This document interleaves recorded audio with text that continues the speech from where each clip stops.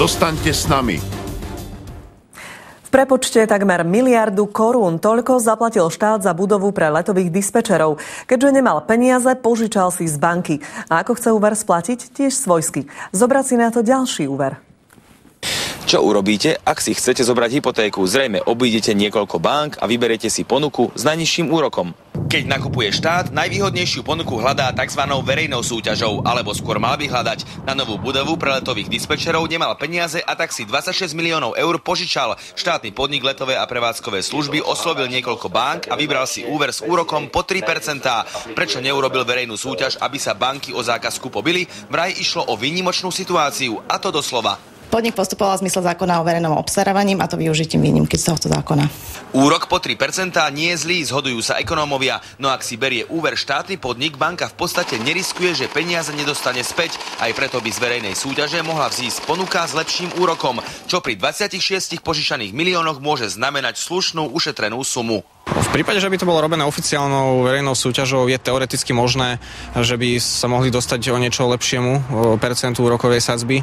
Letové a prevádzkové služby splácajú banke každé 3 mesiace 650 000 eur. Po 7 rokoch zaplatia poslednú, no najvyššiu splátku 8,5 milióna a na to si zoberú ďalší úver. Inými slovami, zoberú si jeden úver na splatenie druhého. Uvažujeme o uhradení poslednej splátky úverom, čo nepovažujeme za neefektívne, avšak nevylučujeme úhradu aj z vlastných zdrojov. Podľa právnika visí nad celým úverom jeden veľký otáznik. Výnimku zo zákona, ktorou sa vyhli verejnej súťaži, vraj použiť nemohli. Takýto štátny podnik nemôže použiť výnimku zo zákona o verejnom obstarávaní. Celý prípad môže mať aj nepríjemnú dohru. Vec totiž začal prešetrovať Úrad pre verejné obstarávanie a ten môže dať štátnemu podniku nemalú pokutu. Ján Maloch, televízia Markíza. No a tento prípad má ešte jeden rozmer, svojský spôsob, ako reagovalo ministerstvo dopravy. Riaditeľovi štátneho podniku zakázalo vystúpiť pred kamerou. Najprv nám riaditeľ letových a prevádzkových služieb 3 hodiny vysvetľoval, prečo si zobrali taký vysoký úver. Ukázal nám desiatky dokumentov a súhlasil, že vysvetľovať bude aj pred kamerou. Až dovtedy, kým mu to ministerstvo dopravy nezakázalo. A tak sme napísali hovorcovi ministerstva SMS-ku.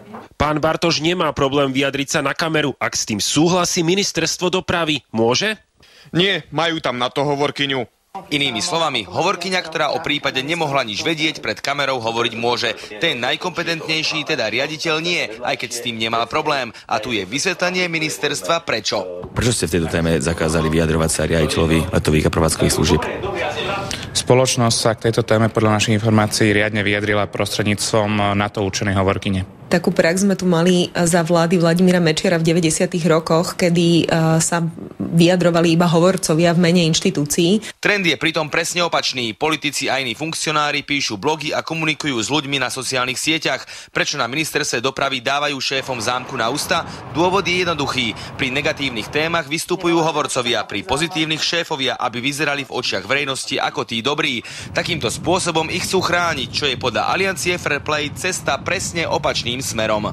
Ja si myslím, že zmyslom ministerstva nie je chrániť riaditeľa svojej podriadenej organizácie, ale zachovať si dôveryhodnosť. Ján Maloch,